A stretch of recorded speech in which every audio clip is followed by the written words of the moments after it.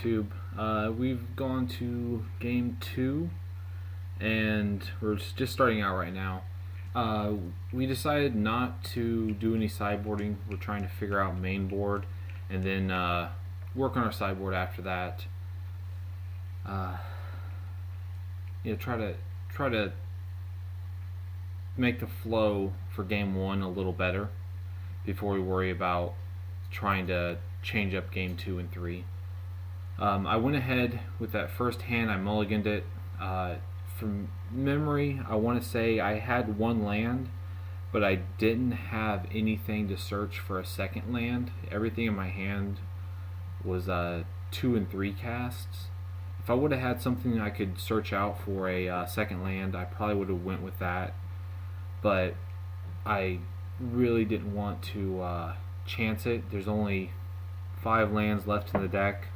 I had a good chance in the first 2 turns of probably pulling something to get a second land, but I didn't want to wait that long, especially against control, to allow him to stabilize.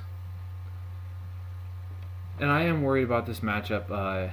He does play a stasis style deck where he gets out, ensnaring bridges and whatnot, and he has a lot of search for those between having Tezzeret and having all his thirst for knowledge. I believe he has 4 main board.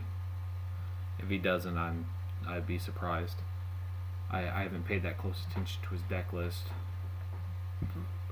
I am making some thoughts here, trying to figure out what I want to do. Because I am worried about this match, because he can Pithing Needle me and Ensnaring Bridge, and basically he can lock the game until he wants it to be something else. I don't have anything main board against that, and that is some considerations later on. I may do maybe some Pithing Needles main board. I've seen some other people who were playing with this deck actually were doing that, which would be a good idea. It's something I may look into in the future. I did go ahead and I searched out a basic forest because I had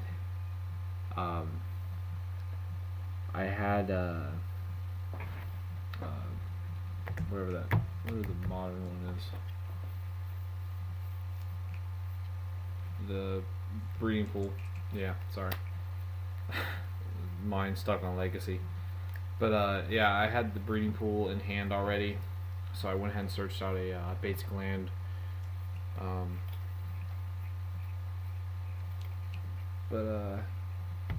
Got out there with some mana a little bit. Really need to hurry up because he's gonna start searching. I know he's gonna start searching, and he's just gonna stop me from doing anything. And I need to try to be aggressive here. Which this deck can be aggressive, or it can hold back, but against control, I definitely don't want to let him make any more board presence than he already has.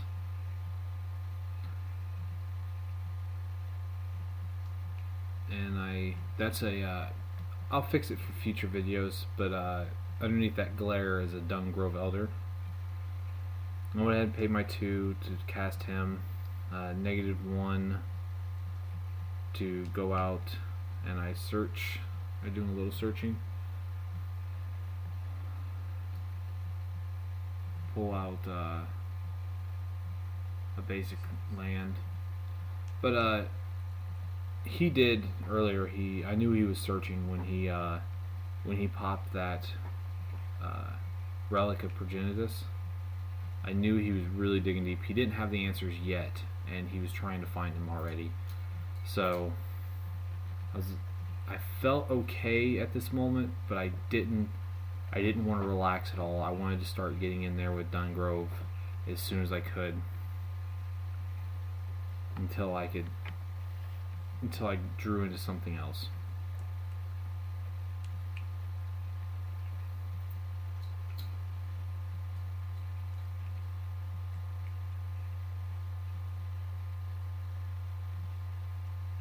Yeah, even if I didn't know this deck, I would have I would have assumed it was some kind of stasis deck off the bat with the amount of searching he has versus anything else to. He has a little spot removal, but that's really it. So I would have at least assumed that there was some kind of way for him to hold the board.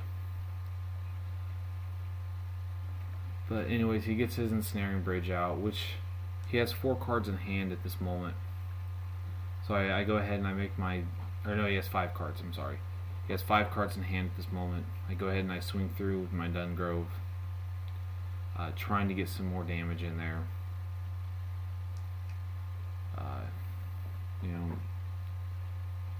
Use the mana I have, put down another Wall of Roots. It doesn't matter a whole lot, Wall of Roots in this matchup, because everything he will attack with will probably be 5/5 flying artifacts with him using Tezzeret.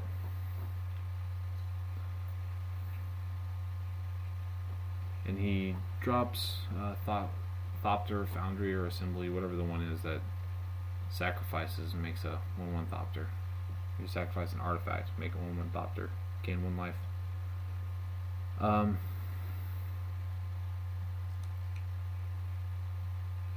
he doesn't seem very worried about the board. He knows at this moment he probably knows he has the game. I don't know exactly what's in his hand, but I don't have a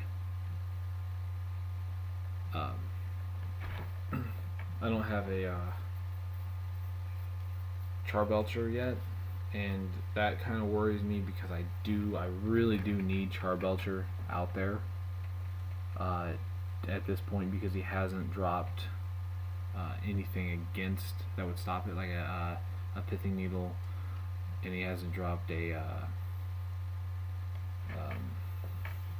Spellskite. So I would honestly call this a bad matchup for the amount of hate he has main board game 1 and 2. Or, well, game 1, I mean. And then 2 and 3 would definitely get worse. I'm not happy to see Tezzeret come into the field, because at this point I know he can start making 5/5s out of the artifacts he has. And whenever he wants to, he can sacrifice that Ensnaring Bridge and start swinging through with 5/5s.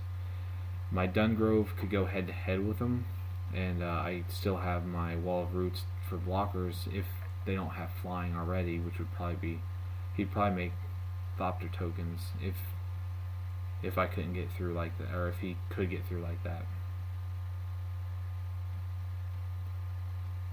A lot of the way I play, I try to read people.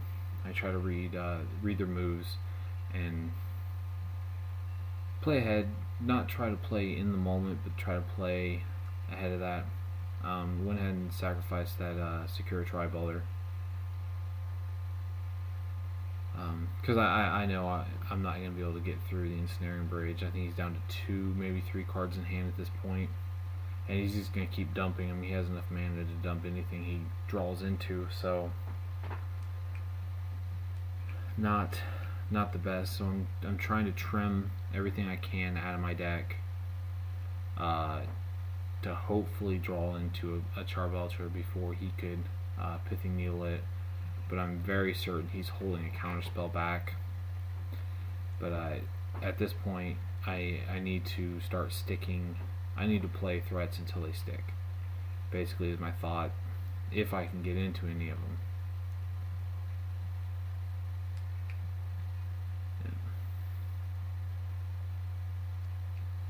Yeah. I went ahead and played my Harrow.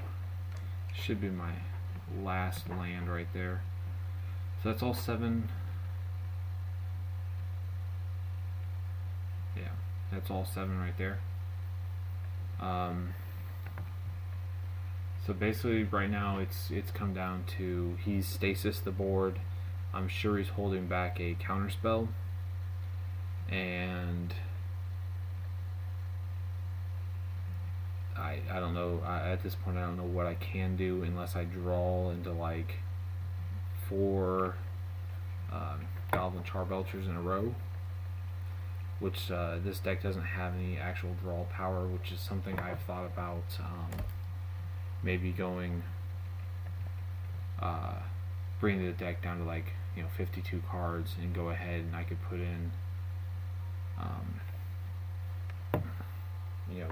the Phyrexian probes and Street Wraiths.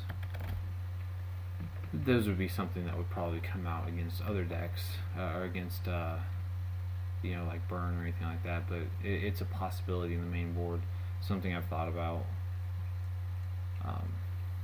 but I haven't quite gotten there yet.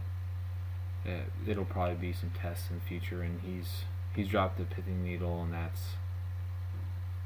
he called out Goblin Char Belcher, so that's pretty much game. There's not much I can do now. I kind of just draw for the fun of it at this point.